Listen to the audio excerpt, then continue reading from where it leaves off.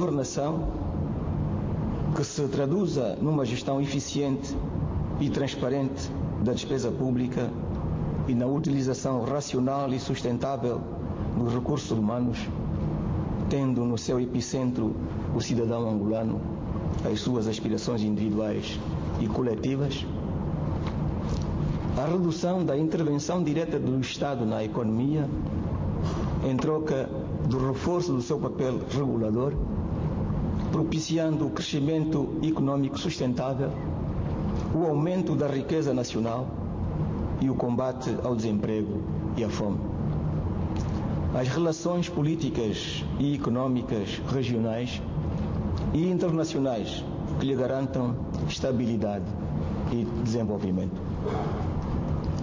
A consolidação da paz e da democracia traz implícita a legitimação periódica dos órgãos de soberania, o que nos leva a reconhecer como justa e a subscrever a inquietação que tem sido expressa quanto ao futuro das eleições gerais no nosso país.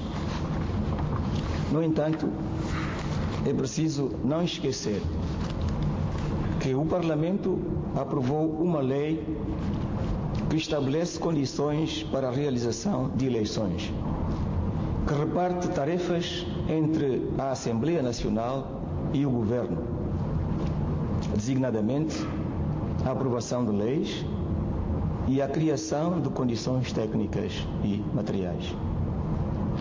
É preciso dialogar com os partidos políticos e estar atento aos contributos da sociedade em geral, sobretudo no que diz respeito ao período em que estas eleições deverão ter lugar e como serão realizadas as tarefas imprescindíveis, avaliando a partir daí a capacidade financeira do Estado para as realizar.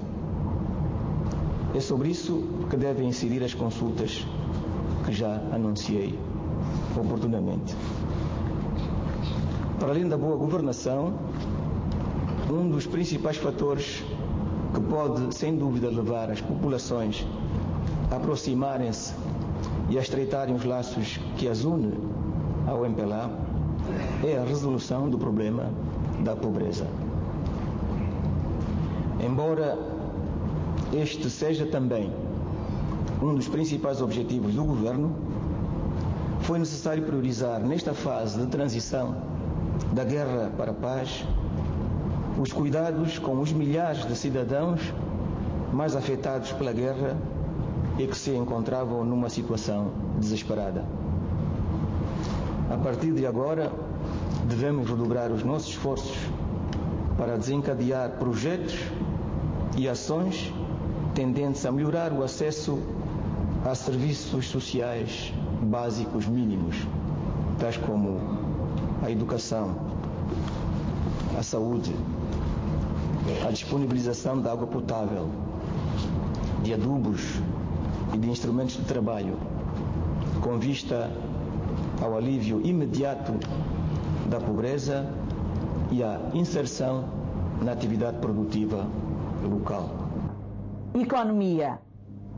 Estas iniciativas têm de ser devidamente compatibilizadas com os objetivos de ajustamento macroeconômico, particularmente no que diz respeito ao déficit fiscal do Estado. Pretendemos, com isso, estabelecer um programa plurianual centrado em projetos de apoio aos deslocados, de fornecimento de serviços sociais básicos, de reconstrução de infraestruturas, com incidência sobre o combate à pobreza, ao mesmo tempo que prestamos atenção ao crescimento econômico, uma vez que só por esta via poderemos reverter o fenómeno da pobreza com resultados sustentáveis. Na realidade, o combate à pobreza é um dos eixos principais da política de redistribuição justa do rendimento e da justiça social. Ao abordarmos estas questões, convém frisar que Angola não é um país rico, no sentido de possuir receitas internas elevadas. O nosso país vive essencialmente de receitas provenientes de um só produto, o petróleo, e que são manifestamente insuficientes.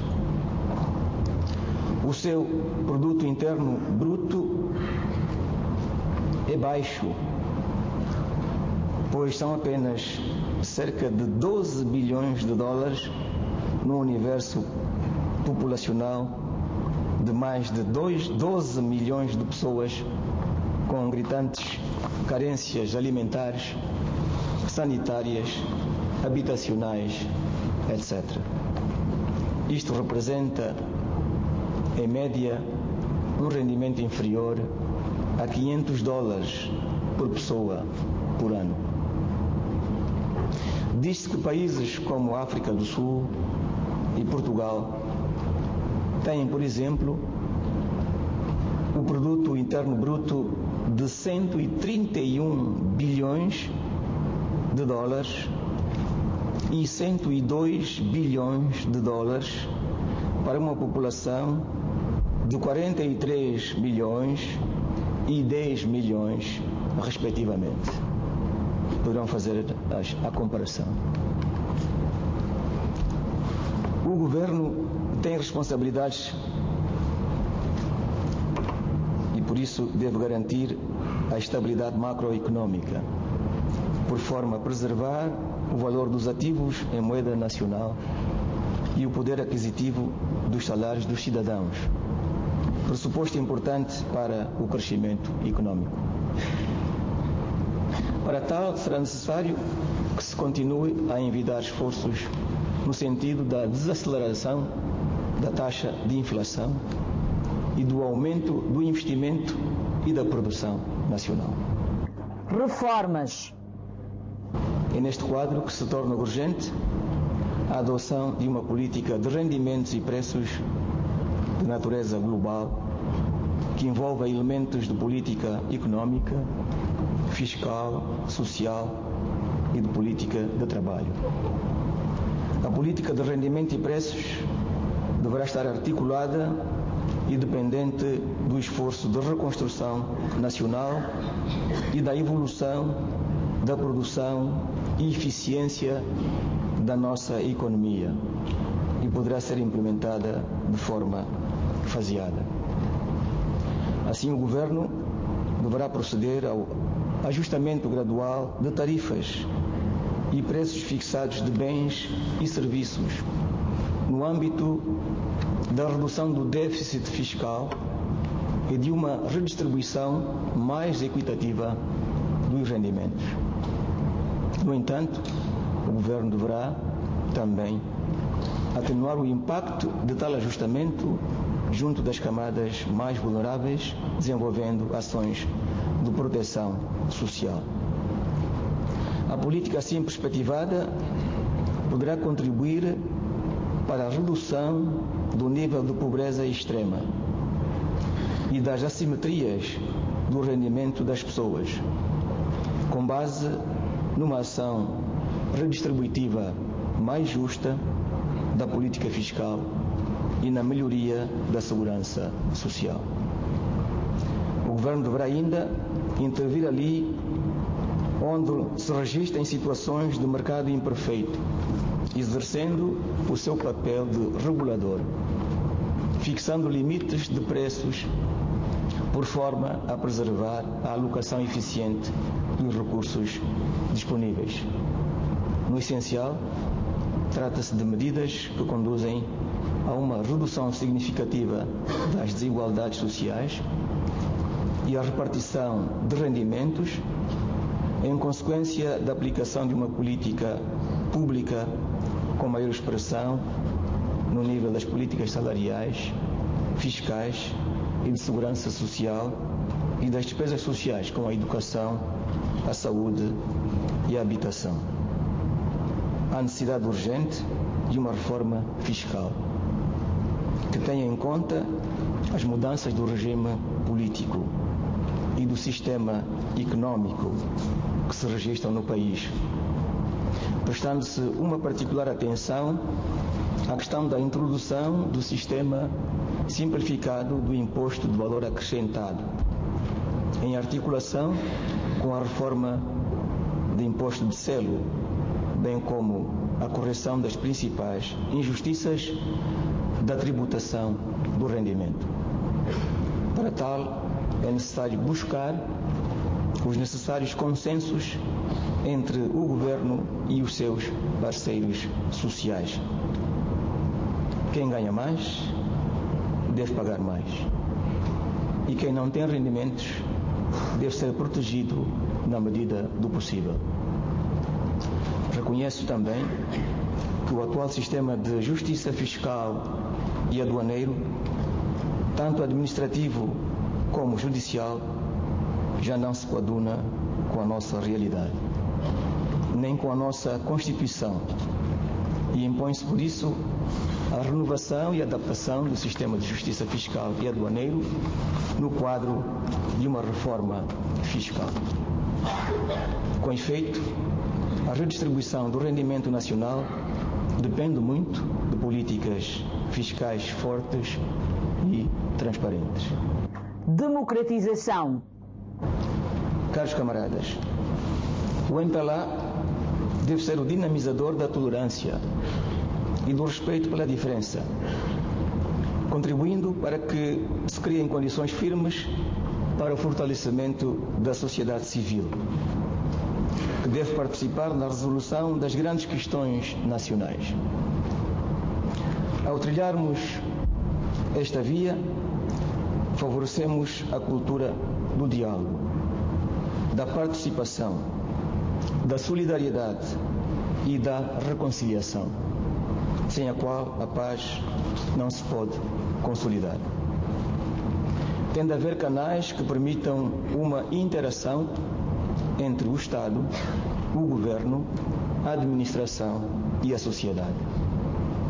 O ideal de ação política e de ação social tem de ser mantido não só nas mãos do Estado, mas também nas mãos da sociedade, criando-se novos espaços para a ação pública. Não se pode imaginar que seja só o Estado o único agente do bem-estar social e da transformação. Ao nível da sociedade, devem existir também outras organizações atuantes, capazes de apresentar soluções e de agir em termos de bem-estar comum. É neste contexto que ganha relevância, por exemplo, a concertação do MPLA com outros partidos políticos angolanos, privilegiando-se os pontos que necessariamente existem nos seus programas e métodos que são comuns, podendo mesmo perspectivar-se a criação de plataformas de ação em futuros pleitos eleitorais. A nível da nossa região e de África em geral, também será decisivo o reforço da cooperação com os partidos que mais se identificam com a nossa linha programática, a fim de consolidarmos os respectivos processos de democratização num quadro de transformação das estruturas políticas e de governação do nosso continente. Caros camaradas, estas são algumas reflexões que deixo à vossa consideração. Este seminário é uma primeira oportunidade para refletirmos em conjunto sobre todas estas questões, de modo a enriquecermos o conteúdo e os trabalhos do 5º Congresso do MPLA. Eu agradeço a vossa atenção. Tenho dito.